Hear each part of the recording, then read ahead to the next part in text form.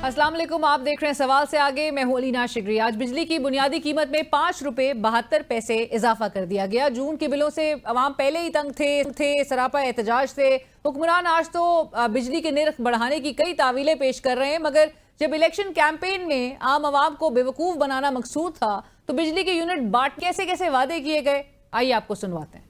गरीब का पंखा भी चलेगा, लाइट भी जलेगी, फ्रिज भी चलेगा, लेकिन महीने का बिल नहीं आएगा। और जब वो दफ्तर जाएगा बिल लेने के लिए, उसके बिल पर लिखा होगा कि आपका बिल हुकूमत पंजाब ने अदा कर दिया है। ये बिलावल भुट्टो का वादा है कि 300 यूनिट बिजली मुफ्त सोलर के थ्रू होगा इंशाल्लाह ताला।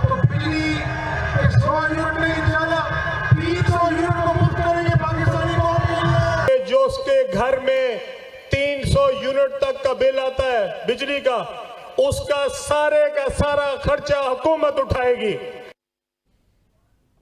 हुकूमत सारा बोझ उठाने के बजाय मजीद बोझ अवाम पर डाल रही है। दूसरी जाने पंजाब में इलेक्शन ट्रिब्यूनल्स की तश्कील के मामले पर चीफ जस्टिस काजी फैज ईसा की सरबराही में 5 रुकनी लार्जर बेंच ने समाअत की। अदालत ने पंजाब में कायम इलेक्शन ट्रिब्यूनल्स की तश्कील के फैसले के खिलाफ इलेक्शन कमीशन की अपील पर लाहौर हाई कोर्ट का 12 जून का फैसला और इलेक्शन कमीशन का 26 अप्रैल का नोटिफिकेशन मुअत्तल कर दिया। फैसले के मुताबिक लाहौर हाई कोर्ट की नई चीफ जस्टिस की तकर्रुरी के बाद मशावरत का अमल मुमकिन होगा। मशावरत शफाफ अंदाज में होनी चाहिए। जबकि पाकिस्तान तहरीक इंसाफ ने दूसरी जानिब समाअत के दौरान चीफ जस्टिस ऑफ पाकिस्तान पर एतराज उठा दिया, जिसे अदालत की जानिब से मुस्तरद कर दिया गया।